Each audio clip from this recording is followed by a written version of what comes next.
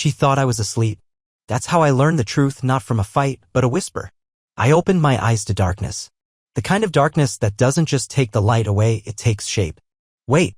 It presses into your chest until even breathing feels like a decision. I didn't move. I couldn't. Something in me already knew that stillness was the only way to survive what came next. There's a kind of sixth sense you develop in long relationships, not quite psychic, but close. And in that moment, mine was screaming. Her voice floated through the silence, low, careful, syrup-sweet in a way I hadn't heard in months. Maybe longer. Not since before she stopped laughing at my jokes. Before the long silences over dinner. Before the "it's just work" and the screen always turning away from me. When everything's ready, she whispered, "I'll leave." He doesn't know a thing. A phrase like that doesn't echo. It sinks. She could have been on the phone. Or she could have been speaking to herself, to the dark. I don't know. And it didn't matter. Because I wasn't the he she meant. Not anymore.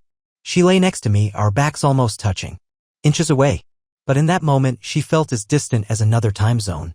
Another life. It was like watching someone you love through a sheet of glass, fogged and foreign, and realizing they're no longer looking back. I stayed still. I didn't ask. I didn't cry. I didn't rage. All I did was listen, and in that stillness, something inside me folded. Quietly. The way tents collapse when the poles are pulled. No sound. Just surrender. The clock on my nightstand glowed 2:13 a.m. red digits, unwavering. I stared at them for hours. I think I wanted them to blink or blur or shift to remind me I was dreaming. But they just stayed. Cold. Constant. She turned in her sleep around 4, curled into me the way she used to when she was scared. Her hand found my chest like it remembered me on its own. I almost forgot not to flinch. It's strange what betrayal feels like when it doesn't arrive with fireworks or a door slamming shut. Sometimes it comes in a whisper. Soft. Deliberate. A thread being pulled, unraveling everything quietly. She whispered the truth into the dark, and I became someone else. Not angry. Not even broken. Just awake. And I never really slept again. She smiled the next morning, soft, innocent, like the night never happened. I almost believed it. Almost. Morning came wearing her perfume. Vanilla and something faintly citrus, the kind of scent that used to turn my head across rooms. Now it made my stomach knot. Not because it was unfamiliar. Because it wasn't for me. She was humming when I walked into the kitchen. Barefoot, damp hair tucked behind one ear, her robe barely knotted at the waist like it might slip open if I stared too long. Years ago, that would have meant something. Now it just felt choreographed. She poured 2 cups of coffee without asking how I wanted mine. Just muscle memory. No affection in the gesture. No warmth in her eyes. Just a practiced smile and a kiss on the cheek that grazed the surface of skin but never reached the man beneath it. You slept well? She asked, sweet as cream. Like a rock, I said. She didn't blink. Didn't hesitate. Didn't tremble under the weight of her lie. That bothered me more than anything. The hum of the kitchen light buzzed in the silence, flickering slightly like it knew something was broken in the room. I watched her phone sitting face down on the counter. No buzz. No ring. Just silent loyalty to its owner. I wanted to ask who she whispered to last night. I wanted to ask if he made her laugh. I wanted to ask if she said the same things to him that she once whispered to me in the dark when we still believed in us. But all I said was, "Got plans today?" She smiled. Effortlessly. Just errands. That word used to mean groceries. Bank runs. Maybe a yoga class if she felt ambitious. But now it floated in the air like smoke, shapeless, uncatchable, choking. After she left, I stayed at the kitchen table longer than I meant to, staring at her empty mug, tracing the ring it left behind on the wood grain, wondering how many lies could fit inside a single morning. I ended up in the hall closet looking for winter gloves I hadn't seen in months. But what I found instead was an old cardboard folder, blue, faded, bent at the edges from being forgotten. Inside, the prenup. Still unsigned. Still crisp. Still pretending to matter. Her father insisted on it before the wedding. Just a precaution, he said, the way men do when they've seen too many endings. But I refused to sign out of pride. She didn't sign out of love, or so I believed. I thought we were choosing something more binding than paperwork.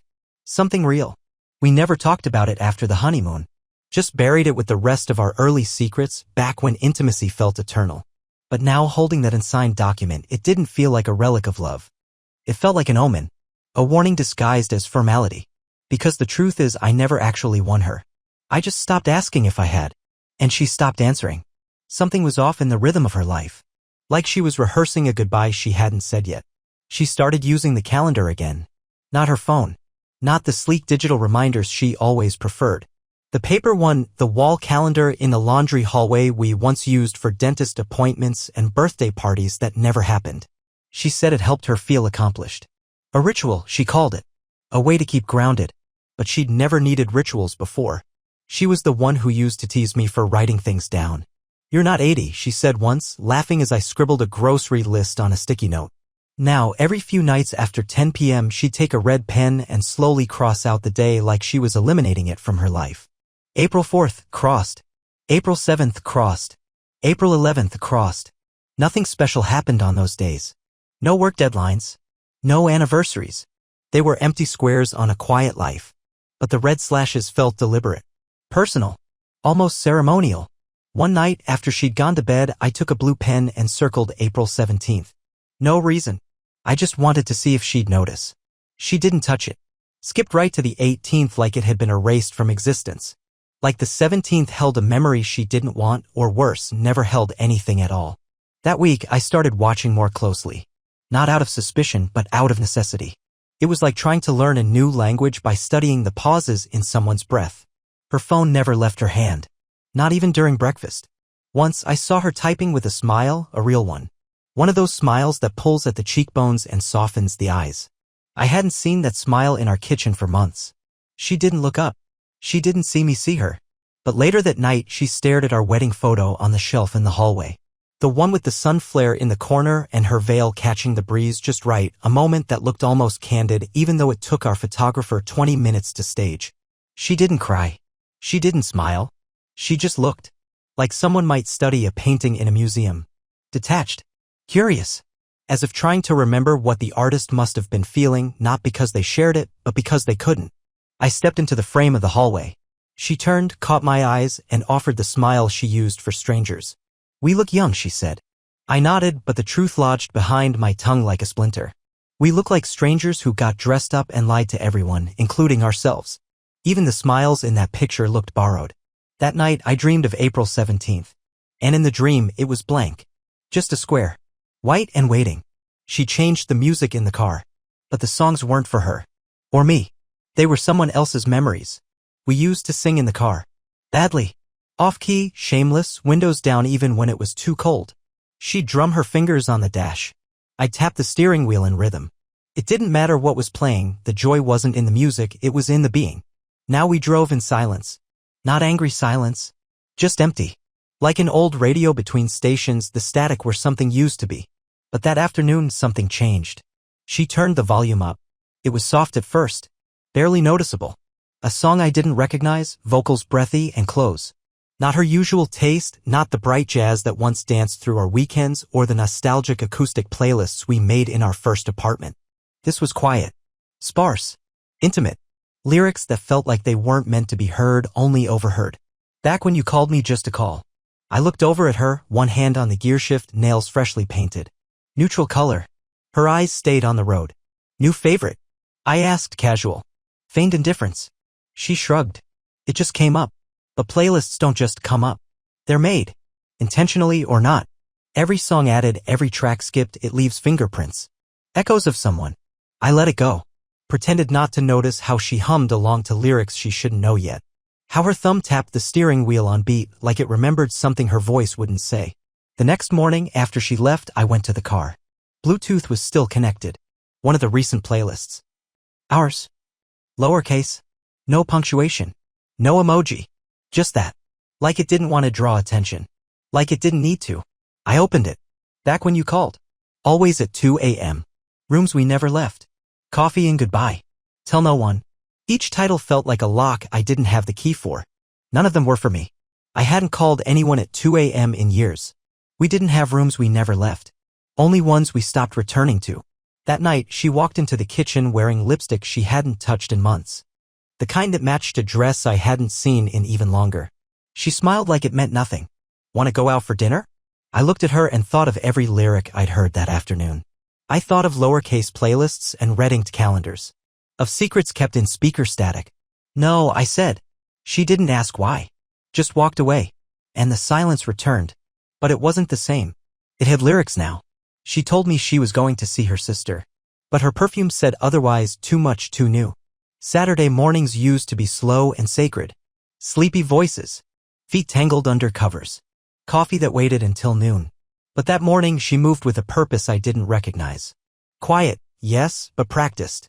Like she was trying not to wake something or someone. I'm heading to Lara's, she said, slipping her arms into her coat. Might stay the night if we end up talking too long. Lara. A safety net. The sister. The default alibi. Lara meant movies and takeout and family catch-ups. A place I'd never question. But lies don't always shout. Sometimes they blink. Her eyes flicked left when she said it, just a flicker, half a second. Most people wouldn't catch it. But I'd memorized her face long before I ever realized I'd need to read it. And her fingers, always so quick, so graceful, fumbled the zipper on her purse. Twice. Small tremor. A stutter of guilt, maybe? Or nerves. But it was the perfume that told the truth. Too strong. Too floral. Too deliberate.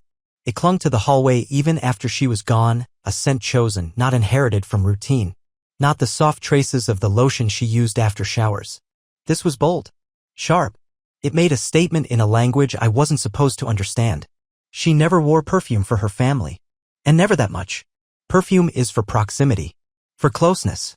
For touch. She didn't look back as she closed the door. And I didn't stop her. Instead, I sat with the folder in my lap, the old cardboard one from the closet. The prenup still inside, just as we left it. Yellowed slightly at the corners like time had curled the edges in on themselves. Her signature line, blank. Mine, still waiting. It was supposed to be a formality. Her father's idea, not ours. We laughed about it back then, said our love didn't need contracts. Said the only thing binding us was choice. But somewhere along the way that choice became performance.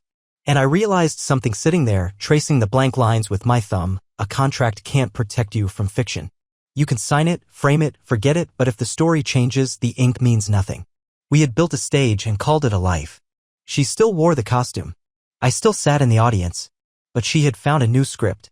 And I was the only one still reading from the first draft. I started timing her lies. Not to confront her, but to prove to myself that I wasn't losing my mind. It started with time. She said she left Lara's at noon. I nodded. Smiled. Let her words hang in the air like steam from a cup of tea no one intended to drink. But later that evening, her bank app, the one still linked to my email from years ago, back when transparency was a love language, pinged a charge. 2:07 p.m. downtown.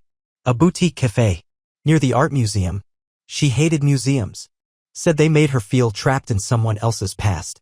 But the receipt showed 2 drinks, 1 almond croissant and something called a lavender espresso.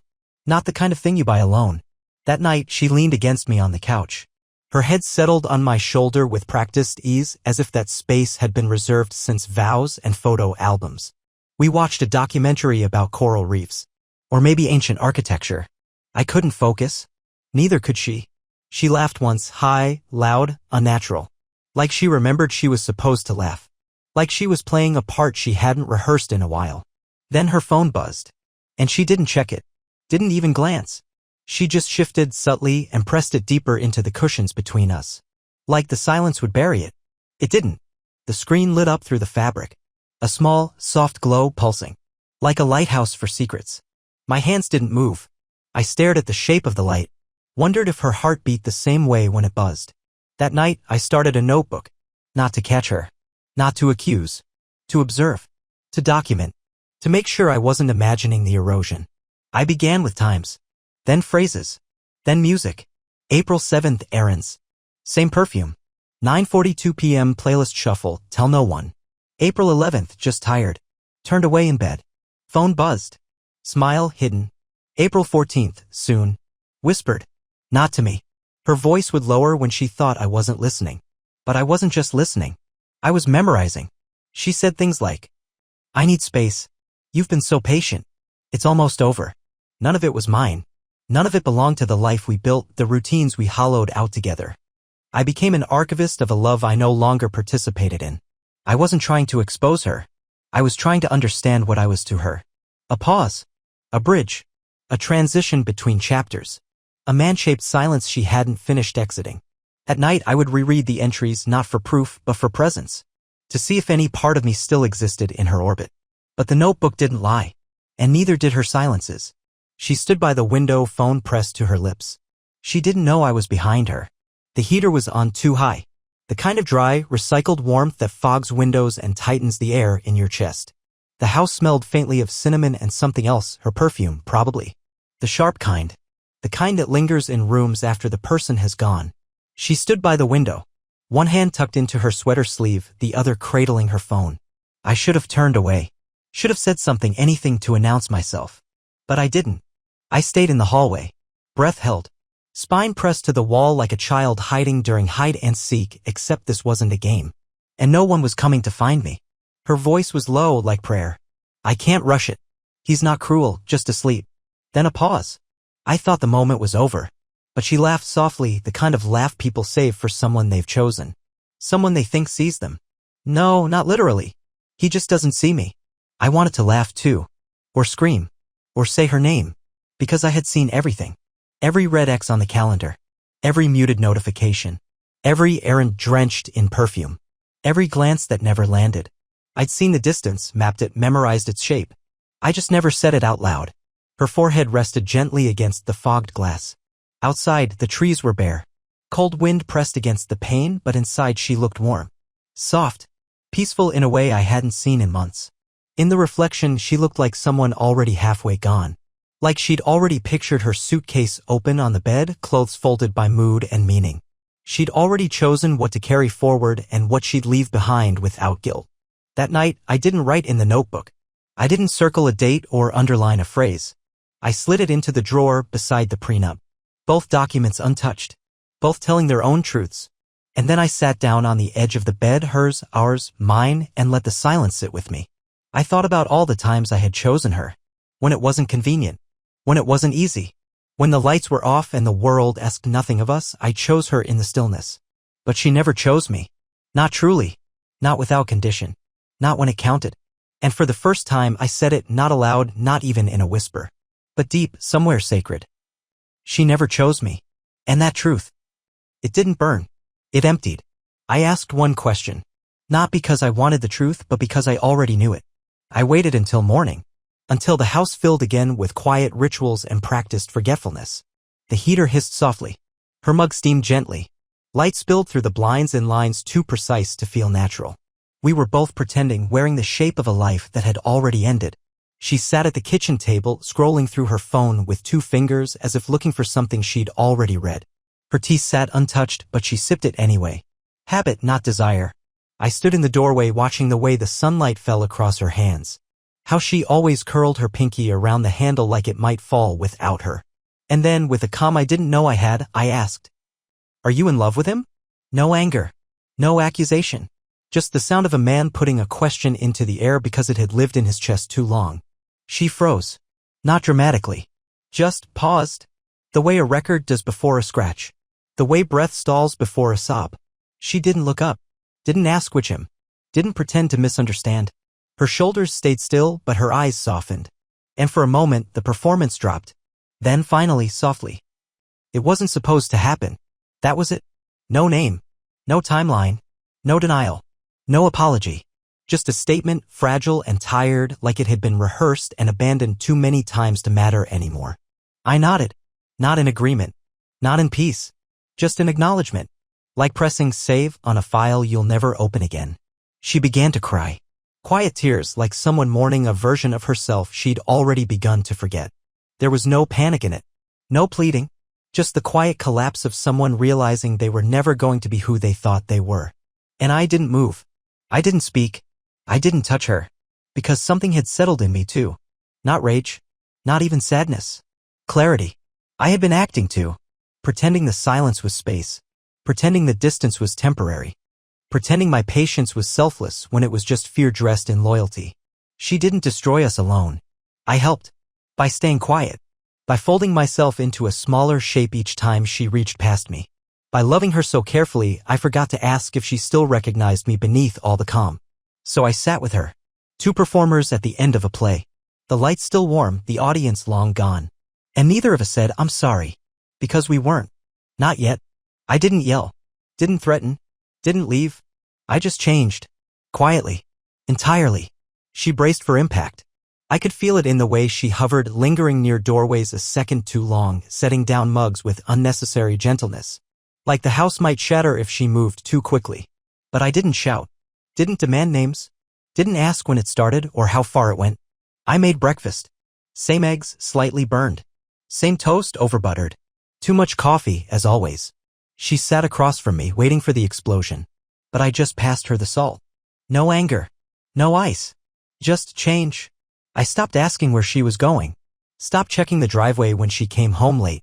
Stopped listening for whispers behind closed doors or trying to decode her silence like it still held clues. The red XS on the calendar, I didn't even glance. They could have covered every square or vanished entirely. Either way, they no longer measured anything I believed in. One afternoon, I opened the drawer beside the bed and pulled out the folder, the one with the prenup, the notebook, the scraps of truth I had once hoarded like evidence. I didn't read them. I didn't cry. I just placed it all in a box with winter scarves and old receipts, things you keep without knowing why. Things that mean less every year. She noticed. Of course she did. Change like that isn't silent. It echoes. She asked once carefully. Do you hate me? The question hung there, trembling slightly like a candle in the draft of a closing door. I looked at her. Not past her. Not through her. At her. And said simply, no. Because I didn't. Not anymore. There was no heat left in it. No sharpness. Not even the dull ache of grief. Just stillness.